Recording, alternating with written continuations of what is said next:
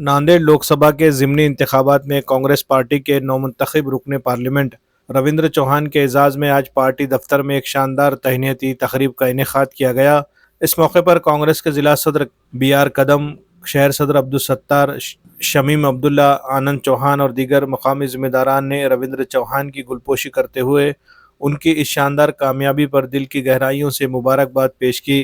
तकरीब में पार्टी कारकुनान की भी कसीर तादाद मौजूद थी, जिन्होंने अपनी खुशी और जोश व खरोश का इजहार किया। रविंद्र चौहान ने तकरीब से खिताब करते हुए कहा कि इनकी कामयाबी में कांग्रेस पार्टी की कायदीन, मकामी जिम्मेदारान और नांदेड़ की आवाम का कलीदी किरदार रहा है। उन्होंने कहा कि ये कामयाबी सिर्फ मेरी नहीं बल्कि इन तमाम लोगों की है जिन्होंने मुझ पर एतमाद किया और हिमायत की।